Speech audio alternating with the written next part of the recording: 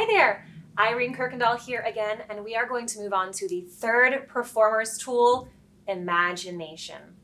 Now I'm going to jump into my imagination spiel, and at the end we're going to talk about some ways that you can adapt this for your classroom.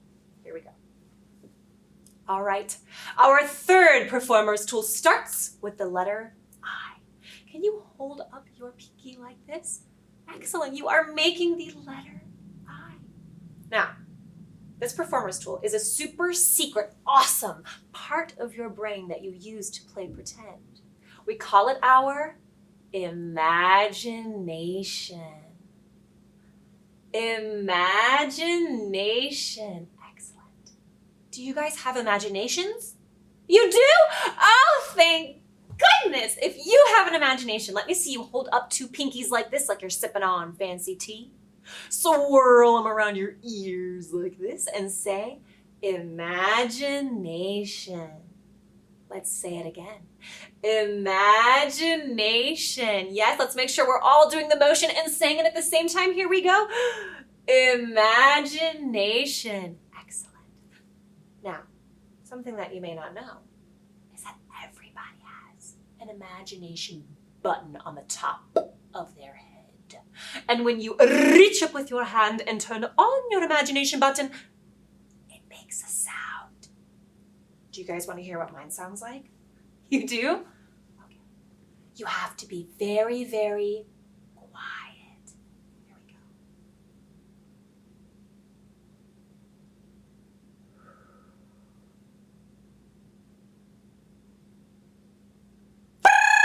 Wah, wah.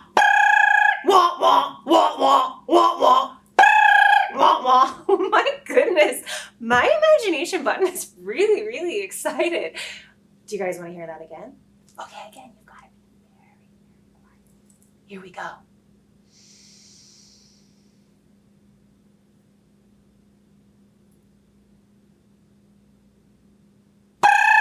Wah, wah. Oh my goodness, there it went again. Oh, it's really, really excited.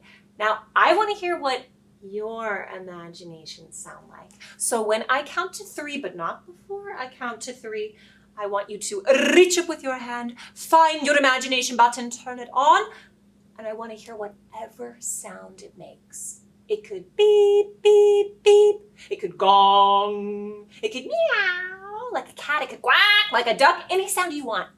But when I say freeze, what are we going to do?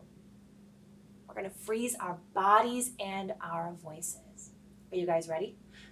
Okay, on the count of 3, we are all going to make our own imagination button sounds. Here we go. 1, 2, pumpernickel bread. Oh man, you guys are really good. 3, wah wah, wah wah, wah wah, wah wah, wah wah, and freeze. Wow, excellent job freezing your bodies and your voices. Let's give ourselves a round of applause. Fantastic. All right, that is my spiel for imagination. Now here are some ways you can adapt it. If you have a classroom of students that are a little sensitive to sound, you could ask them to make their imaginations very quietly, turning on their buttons. You could also change the entire tool that you're using. So it could be imagination goggles. It could be an imagination hat that you put on your head. You can really take that, run with it, adapt it for your students. If there's a really silly sound that you use, or if there's like a character in your classroom, a puppet or something that you utilize and you think it might be silly or funny to make that sound, that's a really great way to adapt it. I also think it can be really fun for teachers to make a sound of an animal or something and then ask the students what it is that they heard. Quack, quack, quack. Oh my goodness, what was that sound that I made? That's right, I just made the sound of a duck. Wow, you guys are so smart. Kiss your brains. So I encourage you to find a way to kind of adapt this. Another way that I like to use the imagination button is a way to incorporate all of the instruction staff that are in the room. So I might turn on my imagination button, then I might ask the teacher to turn on their imagination button, and then if there's a TA in the room, I might ask them. If there's somebody observing our classroom, I might ask them to turn on theirs, and the kids are really having a good time watching different people and hearing different sounds. I also like to take a moment to talk about, wow, we all have interesting, different, unique imagination button sounds, just like we're all interesting, different, unique individuals. How fascinating is that? So I think this is an excellent opportunity for you to also build anticipation.